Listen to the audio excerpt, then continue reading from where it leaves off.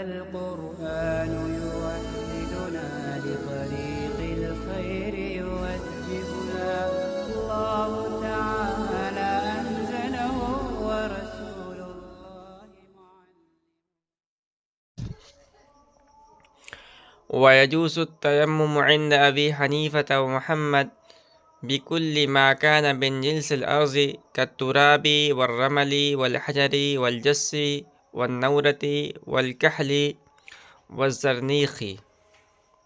کہنا کہ حضرت امام ابو حنیفہ رحمۃ اللہ علیہ کے نزدیک تیمم جائز ہے ہر اس چیز کے ساتھ جو زمین کے جنس سے ہو،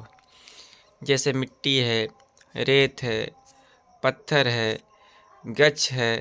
چونا ہے، سرما ہے اور ہرٹال ہے۔ وقال ابو یوسف رحمہ اللہ لا يجوز الا بالتراب والرمل۔ حضرت امام یوسف اللہ فرماتے ہیں کہ تیمم صرف مٹی اور ریت سے جائز ہے۔ وقال الشافعی رحمہ اللہ لا يجوز الا بالتراب المنبت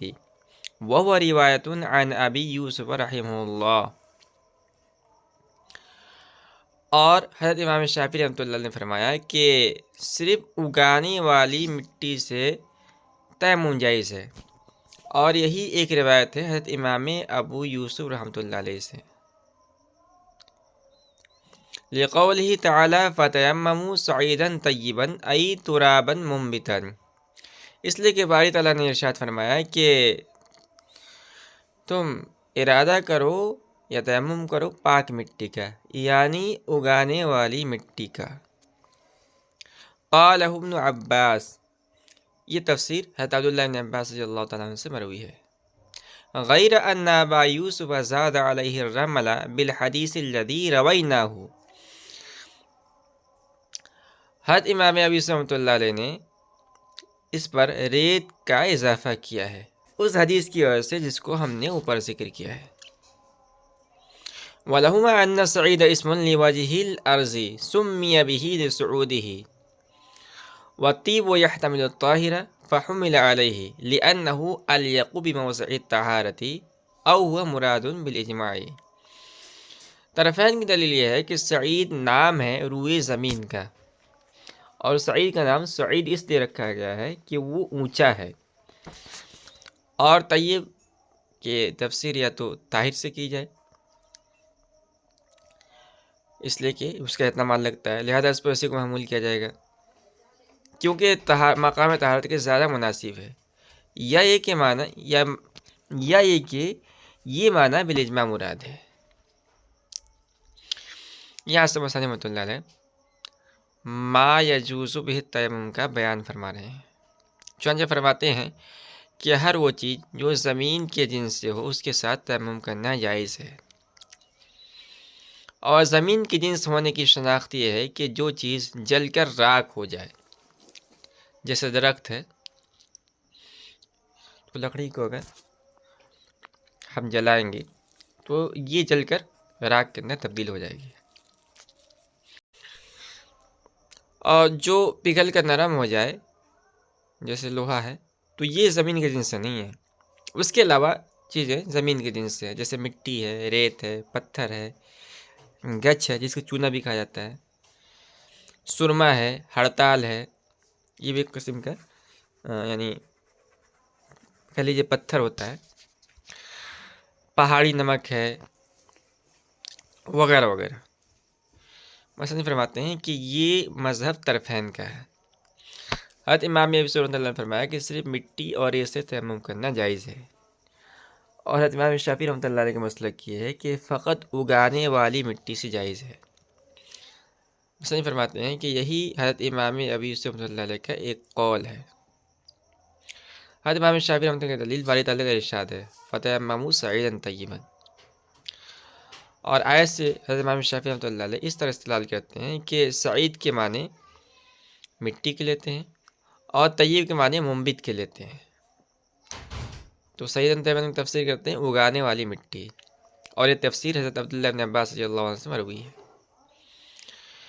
تو یہ تفسیر اس بات کا مقتضی ہے کہ تیمم فقط مٹی سے جائز ہو، لیکن امام ابی یوسف رحمۃ اللہ علیہ نے فرمایا کہ اس پر ہم ریت کا اضافہ کریں گے، اور ریت کا اضافہ اس حدیث کی وجہ سے کیا ہے امام ابی صلی اللہ نے، جو سابق کے اندر گزری ہے، یعنی علیکم بالارض. جو کچھ لوگ آئے ریگستان والے، انہوں نے کہا کہ جو ہے ہم رہتے ہیں، ہمیں پانی کی ضرورت پڑتی ہے اور پانی ہمیں ملتا نہیں ہے، تو ہم فرمایا کہ علیکم بالارض. طرفین کی دلیل ہے کہ سعید نام ہے روئے زمین، یعنی زمین کے بالائی حصے کو سعید کہا جاتا ہے، اور چونکہ بالائی حصہ بلند اور اونچا ہوتا ہے اس لیے اس کا نام سعید رکھا گیا ہے. تو آیت کا مطلب یہ ہے کہ ہر وہ چیز جو سعید ہو، یعنی زمین کے جنس سے ہو، اس سے تیمم کرنا جائز ہے. اب جو حضرت امام شافعی رحمۃ اللہ عنہ طیب کی تفسیر منبت سے کی ہے، تو اس کا جواب یہ ہے کہ طیب یہ اس کے ایک معنی طاہر کے بھی آتے ہیں، اور یہ معنی یہاں مراد لینا زیادہ مناسب ہے، اس لیے کہ یہ مقام طہارت ہے، اور مقام طہارت میں طیب کے بعد طاہر کی مراد لینا زیادہ مناسب ہے. دوسری دلیل یہ ہے کہ لفظ طیب طاہر اور منبت دونوں کے درمیان مشترک ہے، اور طاہر بالاجماع مراد ہے، اس وجہ سے منبت کے معنی مراد نہیں ہوگی، کیونکہ ہمارے نزدیک عمومی مشترک جائز نہیں ہے. ثم لا يشترط ان يكون عليه غبار عند ابي حنيفه لاطلاق ما تلونا. پھر حضرت امام ابو حنیفہ رحمۃ اللہ کے نزدیک یہ شرط نہیں ہے کہ وہ زمین میں غبار ہو، اس آیت کے مطلق ہونے کی وجہ سے جو ہم نے تلاوت کی ہے.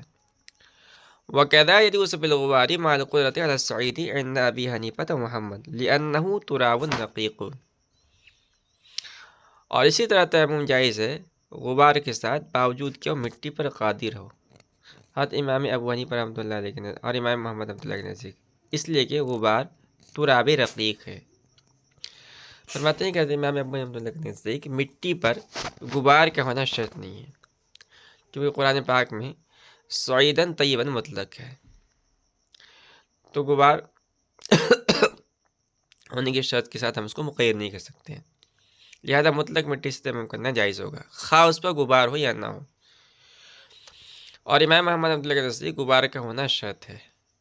اور یہی قول حضرت امام شافعی اور امام ابی یوسف رحمۃ اللہ علیہ کا ہے، اور اسی قائل حضرت امام احمد ابن حنبل بھی ہیں. ان حضرات کی دلیل باری تعالیٰ کا ارشاد ہے فَامْسَحُوا بِوُجُوهِكُمْ وَأَيْدِيكُمْ مِنْهُ أَيْ مِنَ التُّرَابِ، یعنی اپنے چہروں اور ہاتھوں کا مسح کرو مٹی سے کچھ لے کر. تو آیت سے اس طور پر استدلال کرتے ہیں کہ منہ میں من تبعیضیہ ہے، اور اس پر عمل اس وقت ممکن ہوگا جب کہ غبار ہو. ان کو جواب ہم دیں گے کہ ہو سکتا ہے کہ منہ کا ضمیر حدث کی طرف راجع ہو، تراب کی طرف راجع نہ ہو. تو آیت کا ترجمہ ہوگا کہ اپنے چہروں اور ہاتھوں کا مسح کرو حدث سے، یعنی حدث کی وجہ سے. اور یہاں یہ بھی احتمال ہے کہ من تبعیضیہ نہ بلکہ ابتدائیہ ہو، یعنی تیمم کی ابتدا مٹی سے ہوگی.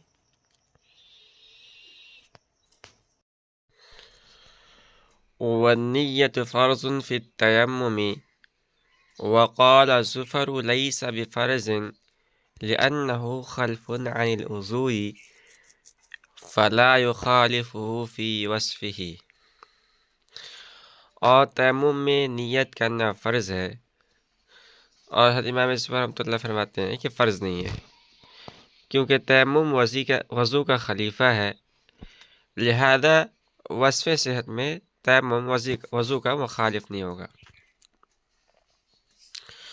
وَلَنَا أَنَّهُ يُنْبِئُ عَنِ الْقَصْدِ فَلَا يَتَحَقَّقُ دُونَهُ أَوْ جُعِلَ طَهُورًا فِي حَالَةٍ مَخْصُوصَةٍ وَالْمَاءُ طَهُورٌ بِنَفْسِهِ عَلَى مَا مَرَّ. اور ہماری دلیل یہ ہے کہ تیمم یہ قصد کی خبر دیتا ہے، لہذا بغیر قصد کے تیمم متحقق نہیں ہوگا. یا مٹی کو حالت مخصوصہ میں طہور قرار دیا گیا ہے، اور پانی بذات ہی طہور ہے، جیسا کہ ما قبل میں گزرا. دیکھیے ہمارے نزدیک تیمم کے تحقق کے لیے نیت ضروری ہے، یعنی تیمم میں نیت فرض ہے. حضرت امام زفر رحمۃ اللہ کے نزدیک فرض نہیں ہے. امام زفر رحمۃ اللہ کی دلیل یہ ہے کہ تیمم وضو کا خلیفہ ہے، اور خلیفہ وصف صحت میں اصل کے مخالف نہیں ہوتا ہے. لہذا جب وضو بغیر نیت کے درست ہے تو تیمم بھی بغیر نیت کے درست ہوگا، اس لیے کہ اگر تیمم بغیر نیت درست نہ ہو تو خلیفہ کا اصل کے مخالف ہونا لازم آئے گا، حالانکہ یہ درست نہیں ہے۔ ہماری دلیل جو مصنف نے ذکر کیا اس کا خلاصہ یہ ہے کہ ما قبل میں بھی گزرا ہے کہ تیمم کے معنی لغت میں آتے ہیں قصد کرنا، ارادہ کرنا، اور قصد نام ہے نیت کا، اور قاعدہ ہے کہ اسماء شرعیہ میں معانی لغویہ کا اعتبار کیا جاتا ہے۔ یہ بہت اہم قاعدہ ہے جس کو آپ آگے تک پڑھتے چلے جائیں گے کہ جتنے بھی اسماء شرعیہ ہیں، جیسے صلاۃ ہے، صوم ہے، زکوٰۃ ہے، اس کے علاوہ اور بھی بہت سارے اسماء شرعیہ ہیں، ان تمام کے اندر معانی لغویہ کا اعتبار کیا جاتا ہے۔ اس لیے ہم نے کہا کہ تیمم میں نیت کرنا ضروری ہے، اور تیمم میں نیت کی تفسیر یہ ہے کہ طہارت کی نیت کرے، یا حدث دور کرنے کی، یا جنابت دور کرنے کی، یا کم سے کم اباحت صلاۃ کی نیت تو ضرور کر لے۔ دوسری دلیل یہ ہے کہ مٹی دو شرطوں کے ساتھ طہور ہے۔ پہلی شرط ہے پانی نہ ہونا، اور دوسرا یہ ہے کہ جو تیمم کیا جا رہا ہے وہ نماز کے لیے ہو، کیونکہ باری تعالیٰ کا ارشاد ہے فتیمموا، یہ جزا ہے، اور اس کا جو شرط ہے وہ ہے اذا قمتم الی الصلاۃ فاغسلوا وجوہکم، یعنی اس کو دوسرے الفاظ میں کہیے کہ فتیمموا یہ مبنی ہے باری تعالیٰ کے اس ارشاد اذا قمتم الی الصلاۃ فاغسلوا وجوہکم پر، اور اس سے مراد فاغسلوا للصلاۃ ہے، لہذا وہاں بھی فتیمموا للصلاۃ مراد ہوگا۔ لہذا جس طرح وجود آب کے وقت تیمم مفید طہارت نہیں ہے، ٹھیک اسی طرح عدم نیت کی صورت میں بھی مفید طہارت نہیں ہوگا۔ یہ بات یہاں پوری ہوئی۔ والماء طہور سے دفع دخل مقدر ہے۔ سوال یہ ہوتا ہے کہ آیت میں بھی، یعنی آیت میں پانی بھی مخصوص حالت یعنی حالت صلاۃ میں طہور قرار دیا گیا ہے، لہذا وضو میں نیت کی شرط ہونا چاہیے۔ اس کا جواب مصنف نے دیا ہے کہ پانی میں نفس ہی یعنی بھی ساتھ ہی طہور ہے، یعنی اپنی طبیعت کے اعتبار سے عامل ہے، اس لیے نیت کا محتاج نہیں ہوگا، جبکہ تیمم ایسا نہیں ہے، اس لیے دونوں میں فرق ہو گیا۔ ثم اذا نوى الطہارۃ اب استباحۃ الصلاۃ اجزاہ، کہہ رہے کہ پھر جب طہارت کی نیت کرے یا نماز کی مباح ہونے کی طلب کی نیت کرے تو یہ نیت کافی ہوگا۔ ولا يشترط نیت التیمم للحدث او للجنابۃ والصحیح مذہب، اور حدث یا جنابت کے واسطے تیمم کرنا شرط نہیں ہے، یہی صحیح مذہب ہے۔ تو یہ مسئلہ یہ ہے کہ اگر کسی آدمی نے طہارت حاصل کرنے کی نیت کی یا اباحت صلاۃ طلب کرنے کی نیت کی تیمم سے پہلے، تیمم کرتے وقت، تو یہ نیت کافی ہوگا، یعنی تیمم اس کا ہو جائے گا۔ مصنف فرماتے ہیں کہ حدث یا جنابت دور کرنے کی نیت کرنا تیمم کے لیے شرط نہیں ہے، یہی صحیح مذہب ہے۔ حضرت امام ابو بکر رازی رحمۃ اللہ فرماتے ہیں کہ حدث یا جنابت دور کرنے کی نیت کرنا تیمم کے واسطے شرط ہے، کیونکہ ان دونوں کے واسطے ایک ہی صفت کے ساتھ تیمم کیا جاتا ہے، لہذا دونوں میں سے ایک بغیر نیت کے ممتاز نہیں ہوگا۔ مثال سے سمجھاتے ہیں، جیسے فرض نمازوں کو نفل نماز سے ممتاز کرنے کے لیے نیت کی جاتی ہے۔ مصنف فرماتے ہیں کہ جو مذہب صحیح ہے اس کی دلیل یہ ہے کہ تیمم ایک طہارت ہے، لہذا اس کے اسباب کی نیت کرنا لازم نہیں ہوگا، جیسا کہ وضو کے اندر ہے۔ فَإِن تَيَمَّمَ نَصْرَانِيٌّ يُرِيدُ بِهِ الْإِسْلَامَ ثُمَّ أَسْلَمَ لَمْ يَكُنْ مُتَيَمِّمًا عِنْدَ أَبِي حَنِيفَةَ مُحَمَّدٍ رحمه الله، وقال أبو يوسف هو متيمم لأنه نوى قربة مقصودة بخلاف التيمم لدخول المسجد ومس المصحف لأنه ليس بقربة مقصودة۔ کہ اگر کسی عیسائی نے اسلام لانے کے ارادے سے تیمم کیا، یعنی تیمم اس نیت سے کہ میں مسلمان ہو رہا ہوں، اور اس کے بعد اس نے اسلام قبول کر لیا، تو طرفین کے نزدیک وہ تیمم کرنے والا نہیں ہوگا، اور حضرت امام ابی یوسف رحمۃ اللہ کے نزدیک وہ تیمم کرنے والا شمار ہوگا، کیونکہ اس نے قربت مقصودہ کی نیت کی ہے، برخلاف اس تیمم کے جو دخول مسجد یا مس مصحف کی نیت سے ہو، اس لیے کہ وہ قربت مقصودہ نہیں ہے۔ لہما ان التراب ما جعل طہورا الا فی حال ارادت قربت مقصودۃ لا تصح بدون طہارت۔ طرفین کی دلیل یہ ہے کہ مٹی کو شریعت کے اندر طہور نہیں بنایا گیا ہے مگر ایسی قربت مقصودہ کے ارادے کے وقت جو بغیر طہارت کے صحیح نہیں ہوتی ہے۔ والاسلام قربت مقصودۃ یصح بدونها بخلاف سجدۃ التلاوۃ لأنها قربت مقصودۃ لا تصح بدون طہارت۔ اور اسلام ایک ایسی قربت مقصودہ ہے جو بغیر طہارت صحیح ہو جاتی ہے، برخلاف سجدہ تلاوت کے، کیونکہ وہ ایسی قربت مقصودہ ہے جو بغیر طہارت کے صحیح نہیں ہوتی ہے۔ کہ مسئلہ یہ ہے کہ ایک عیسائی، جس کو نصرانی بھی کہتے ہیں، وہ اسلام قبول کرنا چاہ رہا تھا، چنانچہ اس نے کہا کہ میں پہلے تیمم کر لیتا ہوں۔ پانی اس کے پاس نہیں تھا اور اس کو بس معلوم تھا پانی کی عدم موجود کے دن تیمم کیا جاتا ہے، تو اس نے پہلے تیمم کیا، اور تیمم کرتے وقت نیت کیا کہ میں تیمم کر رہا ہوں اسلام قبول کرنے کے ارادے سے، پھر اس کے بعد مسلمان ہو گیا، تو طرفین کے نزدیک اس کا تیمم معتبر نہیں ہے۔ حضرت امام ابی یوسف رحمۃ اللہ فرماتے ہیں کہ معتبر ہے۔ امام ابی یوسف رحمۃ اللہ کی دلیل یہ ہے کہ اس شخص نے قربت مقصودہ کی نیت نہیں کی، یعنی اس شخص نے قربت مقصودہ کی نیت کی ہے، کیونکہ اسلام سب سے بڑی قربت ہے، اور مقصود اس لیے ہے کہ کسی دوسرے کی ضرورت ہے، اور قربت مقصودہ کے نتیجے سے جو تیمم کیا جاتا ہے وہ شرعاً معتبر ہوتا ہے، لہذا اسلام لانے کے ارادے سے جو تیمم کیا گیا ہے وہ معتبر ہے۔ اگر اسلام لانے کے بعد اس سے نماز پڑھنا چاہے تو پڑھ سکتا ہے۔ اس کے برخلاف اگر مسلمان نے مسجد میں داخل ہونے کے ارادے سے یا کلام پاک چھونے کے ارادے سے تیمم کیا ہو تو یہ شرعاً معتبر نہیں ہے۔ چنانچہ اس تیمم سے اگر نماز پڑھنا چاہے تو نماز نہیں پڑھ سکتا ہے، کیونکہ مسجد میں داخل ہونا یا قرآن پاک کو چھونا یہ قربت مقصودہ نہیں ہے۔ طرفین کا دلیل یہ ہے کہ مٹی بذات ہی مطہر نہیں ہے، بلکہ اس وقت مطہر ہے جب کہ ایسی قربت مقصودہ کا ارادہ کیا گیا ہو جو بغیر طہارت کے صحیح نہیں ہوتی ہے، اور اسلام ایسا نہیں ہے، کیونکہ وہ بغیر طہارت کے صحیح ہو جاتا ہے۔ اس کے برخلاف سجدہ تلاوت ہے، کیونکہ سجدہ تلاوت ایسی قربت مقصودہ ہے جو بغیر طہارت کے صحیح نہیں ہوتی ہے، لہذا سجدہ تلاوت کے ارادے سے اگر تیمم کیا گیا ہے تو اس سے نماز پڑھنا جائز ہے۔ وَإِن تَوَضَّأَ لَا يُرِيدُ بِهِ الْإِسْلَامَ ثُمَّ أَسْلَمَ فَهُوَ مُتَوَضِّئٌ خِلَافًا لِلشَّافِعِيِّ بِنَاءً عَلَى اشْتِرَاطِ النِّيَّةِ۔ اور اگر اس نصرانی نے، عیسائی نے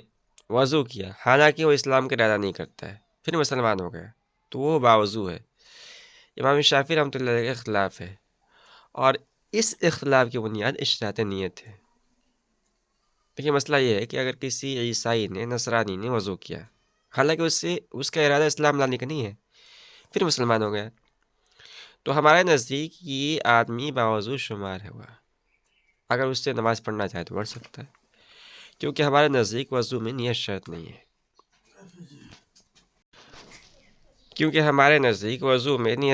ہے، لہذا اس کا اہل نہ ہونا مضر نہیں ہوگا۔ حضرت امام شافعی رحمۃ اللہ علیہ کے نزدیک اس کا وضو معتبر نہیں ہے، کیونکہ ان کے نزدیک وضو میں نیت شرط ہے، اور نصرانی یہ نیت کا اہل نہیں ہے، اور لفظ بنا سے مصنف رحمۃ اللہ علیہ نے امام شافعی کی دلیل بیان کی ہے، البتہ ہماری دلیل بھی اسی سے مفہوم ہو جائے گی۔ فَإِن تَيَمَّمَ مُسْلِمٌ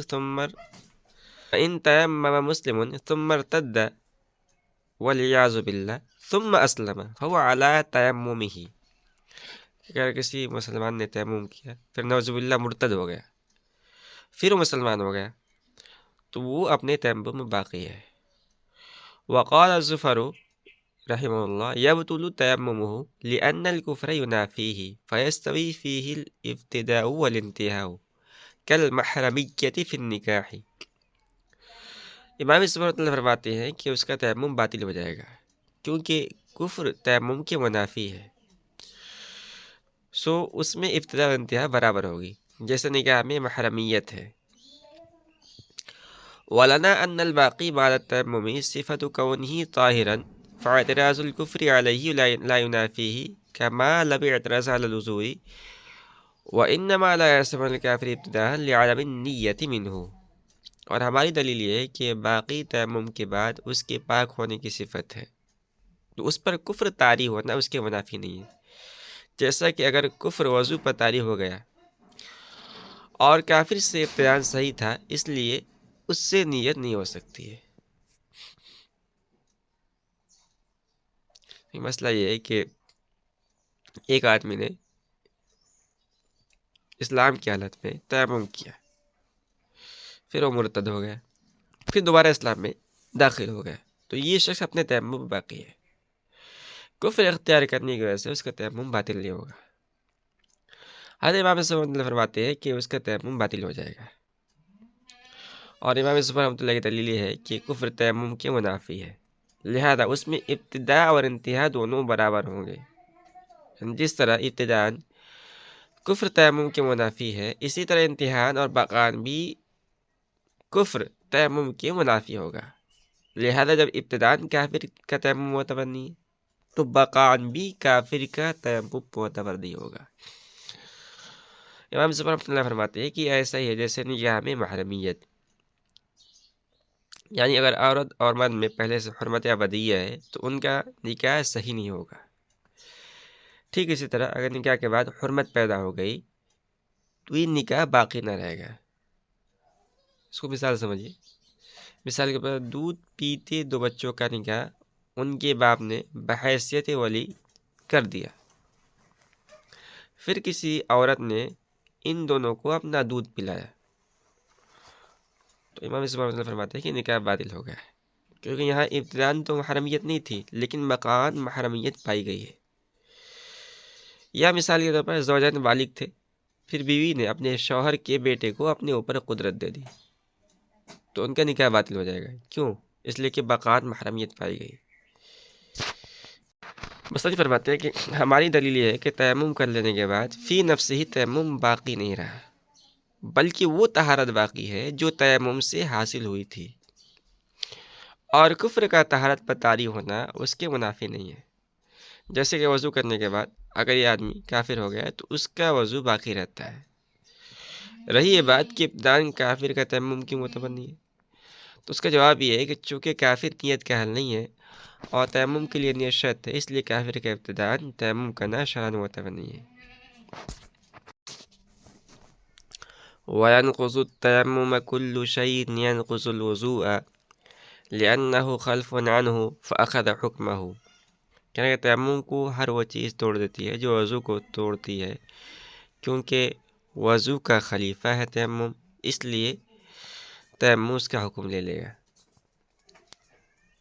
صاحب قدوی فرماتے ہیں کہ جو چیز ناقض وضو ہے وہ ناقض تیمم بھی ہے، اور دلیل یہ ہے کہ تیمم وضو کا خلیفہ ہے، اور اس میں کوئی شک نہیں کہ اصل بنسبت خلیفہ کے اقوا ہوتا ہے، تو جو چیز اقوا کے واسطے ناقض ہوگی عذاب کے لیے بدرجہ والا ناقض ہوگی، لہذا ہر وہ چیز جو ناقض وضو ہے ناقض تیمم ضرور ہوگی۔ وَيَنْقُضُهُ أَيْضًا رُؤْيَةُ الْمَاءِ إِذَا قَدَرَ عَلَى اسْتِعْمَالِهِ لِأَنَّ الْقُدْرَةَ هِيَ الْمُرَادُ بِالْوُجُودِ الَّذِي هُوَ غَايَةٌ لِطُهُورِيَّةِ التُّرَابِ۔ کہہ رہے اسی طرح تیمم کو توڑ دیتا ہے متیمم کا پانی کو دیکھ لینا، بشرطے کہ پانی کے استعمال پر قادر ہو، کیونکہ اس وجود سے قدرت ہی مراد ہے جو طہوریت تراب کی غایت ہے۔ وخائف السبع والعدو والعش عاجز حکمن، کہہ رہے کہ اور درندے، دشمن اور پیاس سے ڈرنے والا یہ حکمن عاجز ہے، والنائم عند أبي حنيفة قادر تقديرا حتى لو مر النائم المتيمم على الماء بطل تيممه عنده. اور سونے والا امام ابو حنیفہ رحمۃ اللہ علیہ کے نزدیک حکماً قادر ہے، حتیٰ کہ اگر سویا ہوا بندہ متیمم پانی کے پاس سے گزرا تو امام ابو حنیفہ رحمۃ اللہ کے نزدیک اس کا تیمم باطل ہو گیا۔ والمراد ما يكفي للوضوء لأنه لا معتبر بما دونه ابتداء فكذا انتہاء۔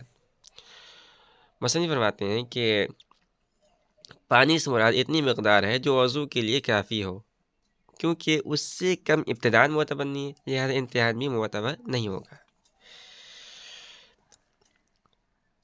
مصنف فرماتے ہیں کہ بعض چیزیں ایسی ہیں جن سے وضو تو نہیں ٹوٹتا ہے، البتہ تیمم ٹوٹ جاتا ہے۔ من جملہ ان میں سے یہ ہے کہ متیمم نے اگر پانی دیکھا اور وہ اس کے استعمال پر قادر بھی ہے تو یہ پانی اس کے تیمم کے لیے ناقص ہوگا۔ اور استعمال پر قدرت کی شرط اس لیے لگائی گئی ہے کہ آیت او لامستم النساء فلم تجدوا ماء اور حدیث التراب طہر المسلم ولو الی 10 حجج ما لم یجد الماء میں وجود ماء سے قدرت اعلیٰ استعمال الماء مراد ہے۔